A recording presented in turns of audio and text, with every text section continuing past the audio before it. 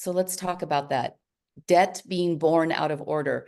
The inherent order in the universe, which can look like chaos at sometimes because we're seeing just a microcosm of it, requires an ongoing offering or a repaying of debt to ensure that the balance of life is fed or maintained. If it's not fed, an imbalance results.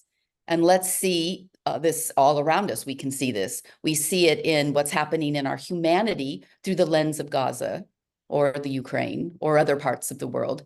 We can see that this is happening to our Mother Earth through the lens of climate change. Cosmic law requires us to tend to the intersection of the divine, the human, and the natural worlds. There are greater powers beyond ourselves, which we need to create healthy relationships with. There are greater powers beyond ourselves with which we need to create healthy relationships. And it's impossible to extract this law from its spiritual root, for it requires us to show up as fulfilled and refilling and regenerating and integrated being of body, mind, and spirit. If we wish to maintain the balance, we have to be integrated. If we're showing up as just a mind, we look at things analytically and we don't feel the spirit or movement of it. If we look at it just as spirit, we can forget some of the practicalities of it. We have to integrate ourselves. So in our Western approach, we try to fix these things through force, power, judgment. We use these qualities, which are harsh. And it's impossible for us to extract this cosmic law from the spiritual root. So if we leave out the spiritual aspect of ourselves in our journey, we're not fully tending to what is actually happening around us and where we can have input and where we can come into dialogue about this cosmic law that isn't punitive. It's not a punishment. It is not personal. The universe is not personally thinking, I want to create, a climate problem for you.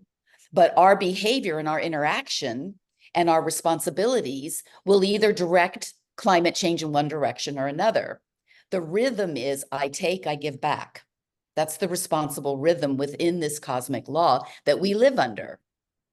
We recognize that we're responsible for this sensitive vibrational matrix that we live within. We put forth into the world an energy. What I claim is mine, for what I kill, for what I gather, for what I tear apart, for what I join back together, ultimately for what I create.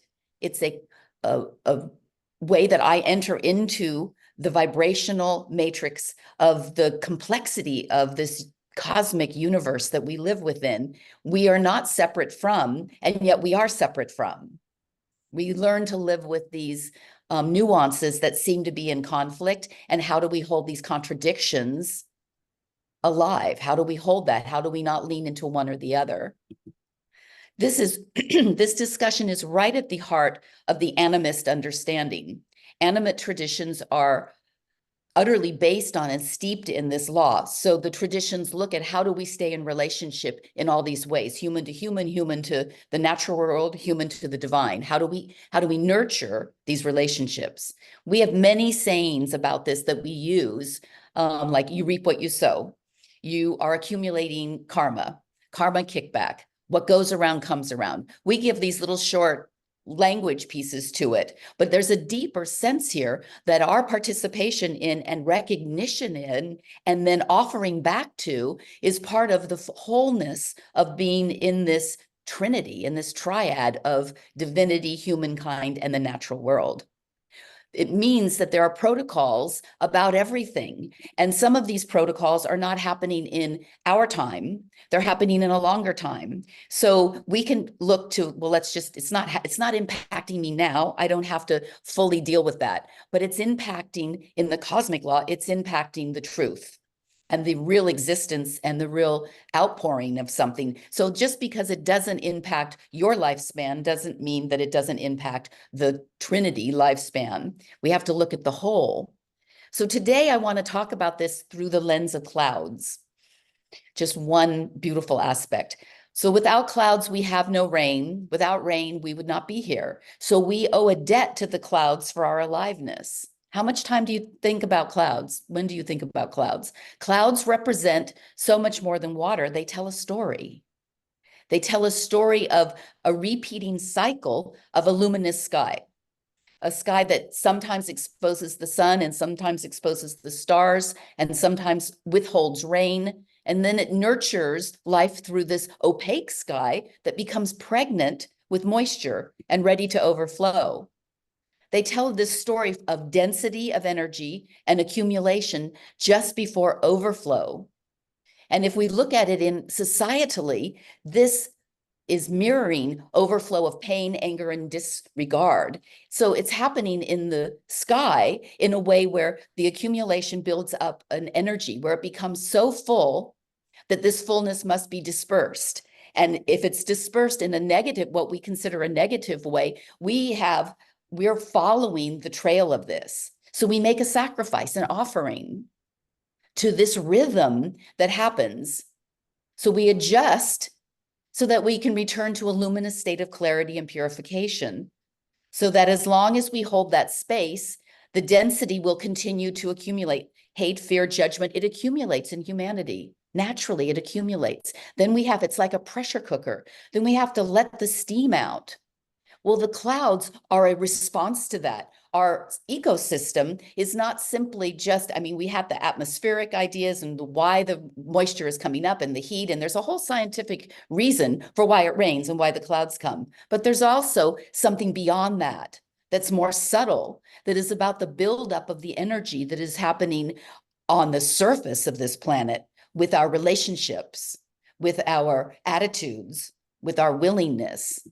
And what is happening in those build up this accumulation. It may not be a literal cloud. A cloud is the metaphor for that. So think about the qualities of energy around us. When there's a still blue sky. Yesterday, we had a sky here that was completely void of a cloud, a single cloud. I rarely pay that much attention to the clouds. I look up and I go, that's an interesting cloud, and I go about my day. But I don't look at it as maybe it's a sign, it's telling me, it's teaching me something. So yesterday, as I was pondering this topic, I looked up at the sky and it was completely void of anything. It was absolute pure blue. And I was kind of stunned by it. I was like, wow. I'm sure it happens a lot, but I haven't been present to it because I haven't been as integrated into the flow of life around me as I could be. I haven't been as available.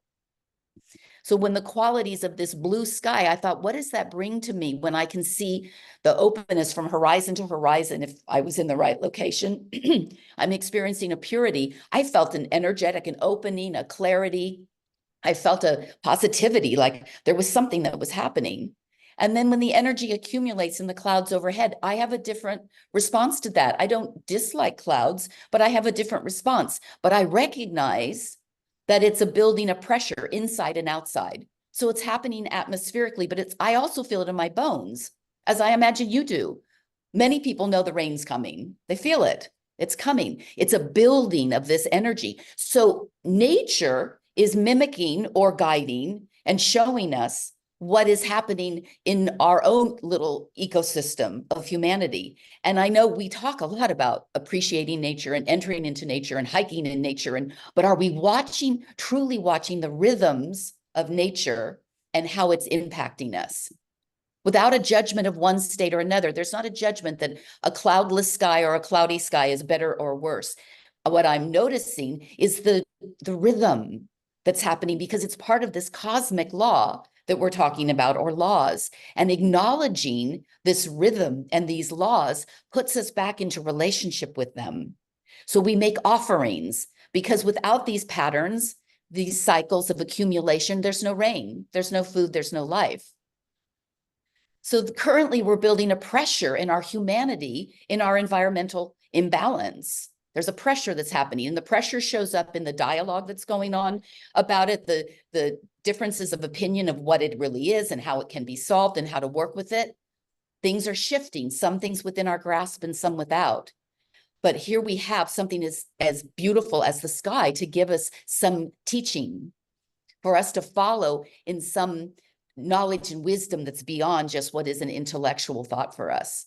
So this offering, we talk about, well, okay, I recognize this and I see that we're in this state. What is my offering?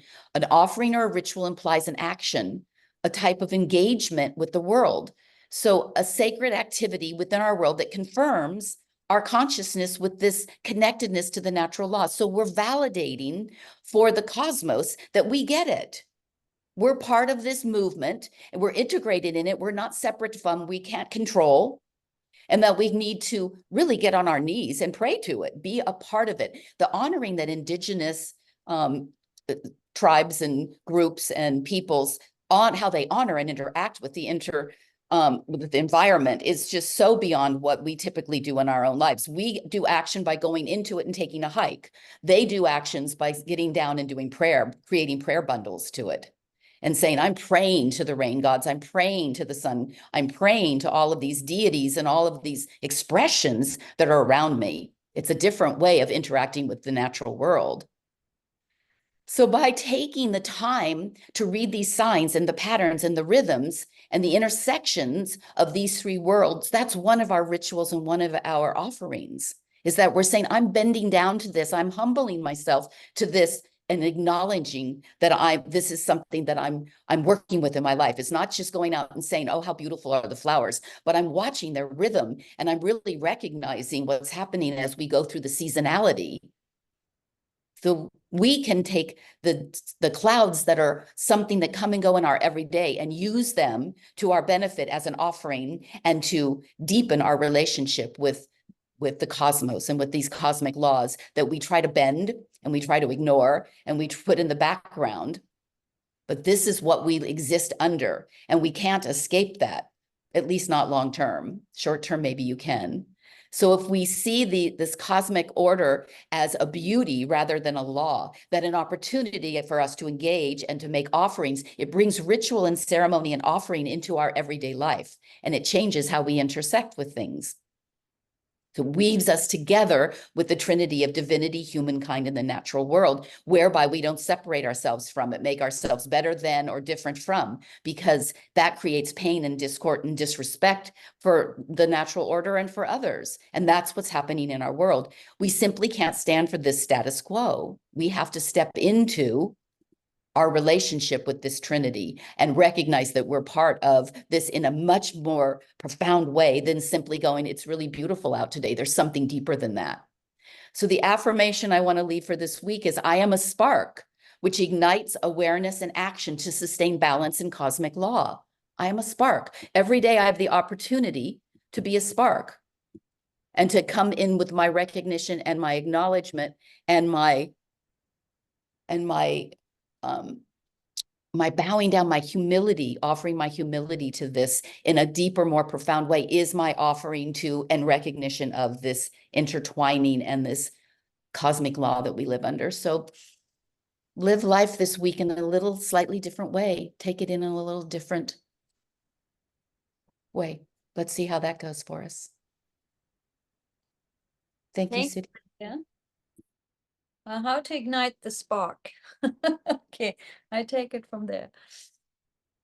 So for me, the spark, the spark actually comes from the second energy center and then moves into the third. So let's activate those centers and then we go into the heart. So just have your hands, sit on your chair and have your knees further apart. We just start with a gentle Sufi grind. That's for the second chakra to get the energy movement going. So we just inhale, we arch forward, exhale, rounding back. And we're closing our eyes, focusing on our reproductive organs, our kidney, bladder, adrenal glands. Just inhaling and exhaling.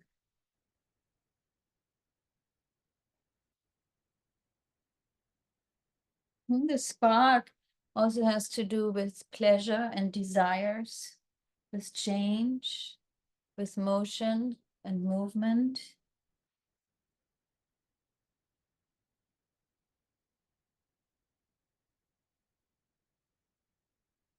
And often a spark is driven by our feelings, our like Nicola shared.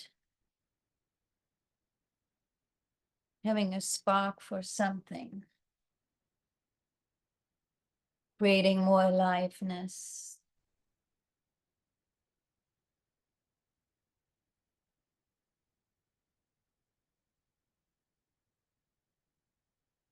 For all of that, we need our second energy center to create the movement necessary. Good, reverse the direction.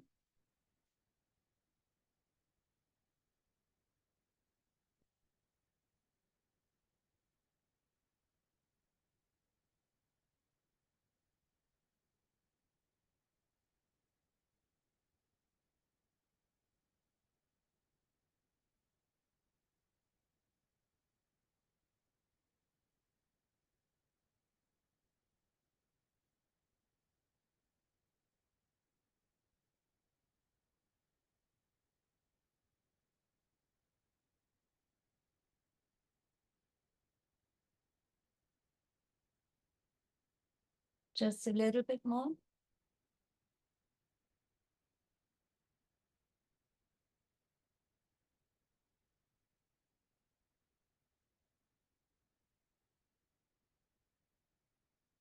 Good, and then we come to center.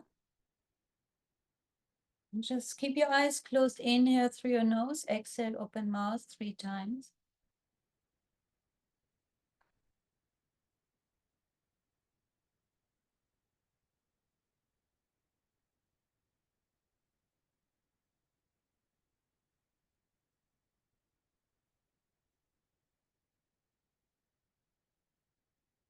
When we go more into our adrenal glands, we open our eyes, especially the right adrenal.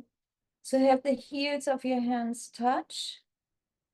Inhale, bring your arms out to the side. Exhale and hit the heels of your hands. It's like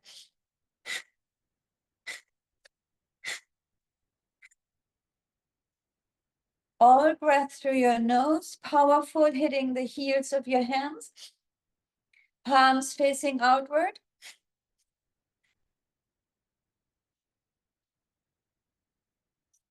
We got the energy moving. Now we create more spark.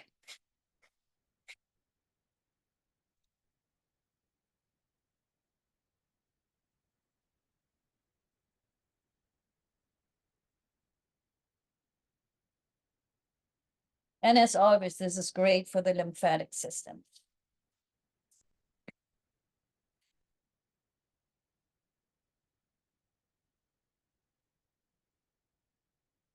For your heart, colon,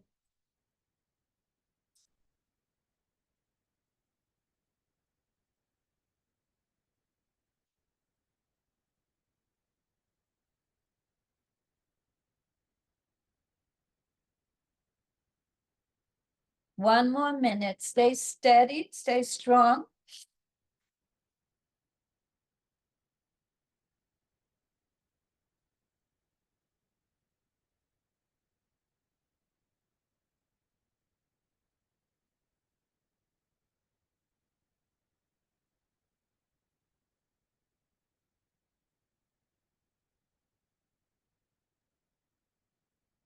Keep it up. We want that our bodies keep us up. So that's why we also have to keep up for our bodies. That's there where the exchange is, the giving and the receiving.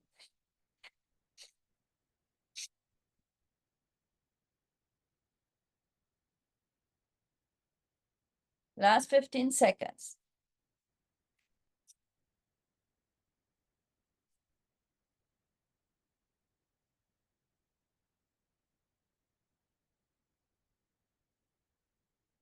Good. Inhale out to the side now. Suspend your breath. Pull your perineum, sex organ, navel in and up. Squeeze tight, tight, tight, tight, tight. And then exhale, relax your hands, palms facing upward onto your knees. Take a moment to integrate.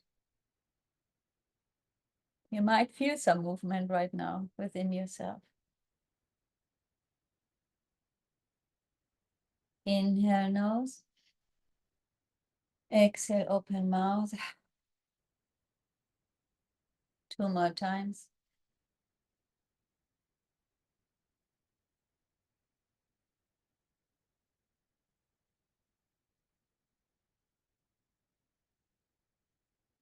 Good. Now we want to go a little higher. We open our eyes. We want to get the circulation going into the heart. So we're pushing the fire up a little higher, palms facing forward. Inhale, bring your left arm forward, palm facing forward, look over your right shoulder. Exhale, look over your left. Push, pull, push, pull. Imagine how you work your rib cage, how you work your circulation into your heart, into your lungs.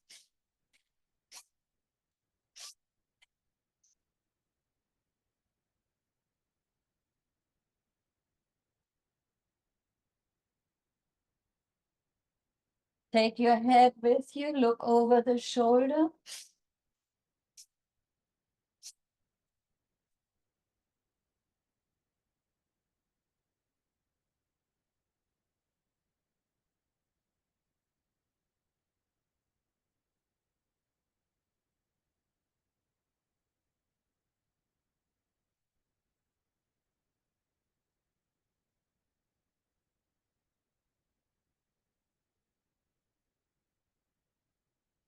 Last minute.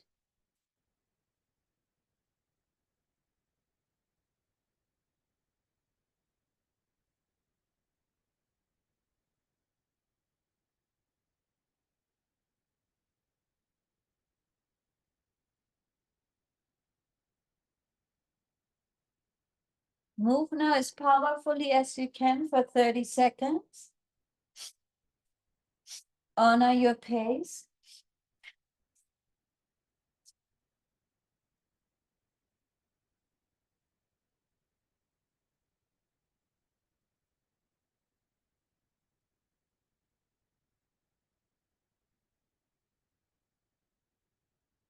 Good. Inhale, bring your elbows back. Suspend your breath. Apply your root lock. Pour the energy from the base all the way up to the top of your head. Hold your attention right there. Exhale, hands come back onto your knees, palms facing up. Inhale, nose, exhale, open mouth.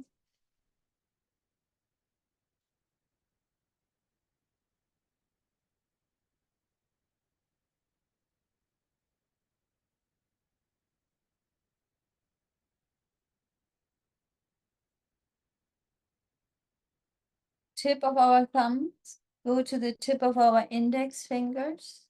And we're just moving now gently our arms over our head, around our chest.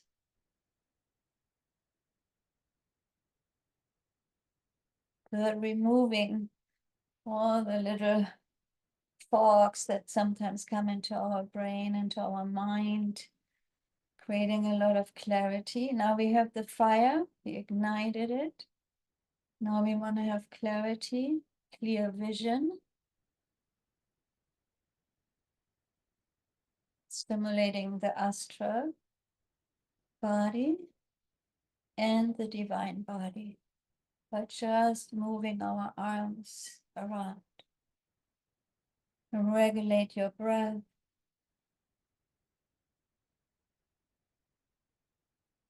Remember, we're creating a lot of healing when the elbows are higher than our ears.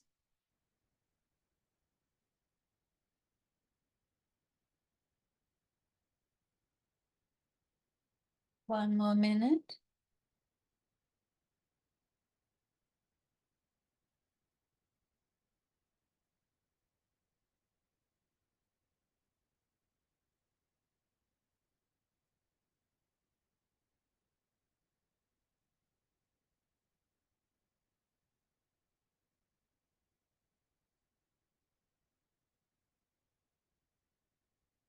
Just feel how you're moving energy, the auric field around you. Last 30 seconds.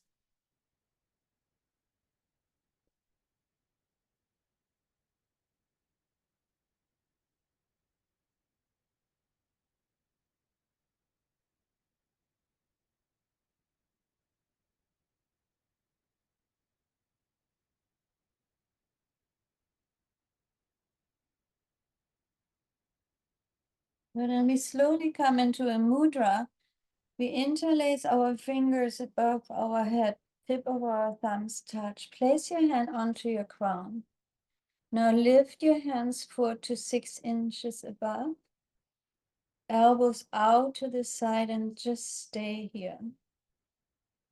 In this posture, we actually activate our healing force within. It's one of the most profound healing postures. Having our hands above our crown, elbows above the ears, lifting our diaphragm.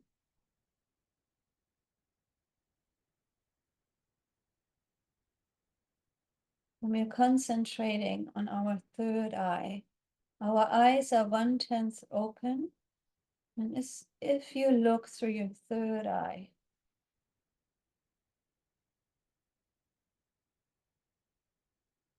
For some of you, you might experience in a little bit that your arms start to shake.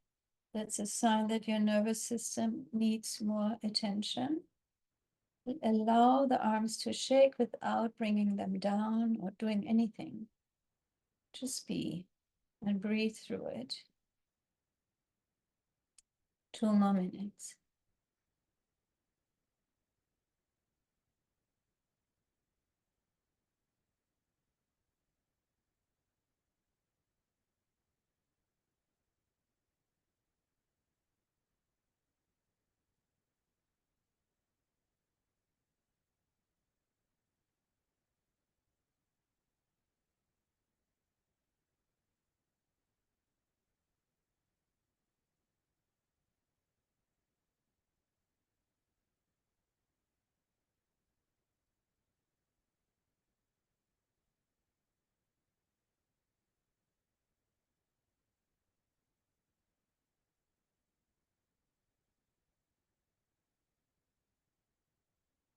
Last minute.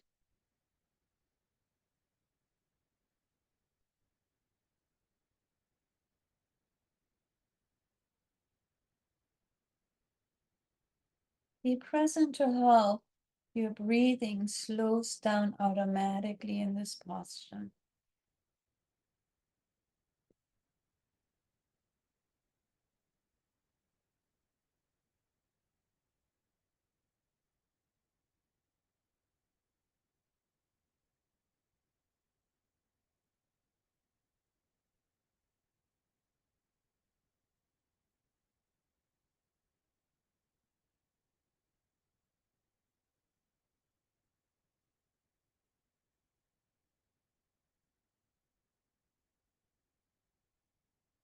So we take a deep inhalation. Exhale, we sweep our arms out to the side. Resting our hands onto our knees, palms facing upward. Just tuning into our body. Being present to maybe some waves of energy moving through us.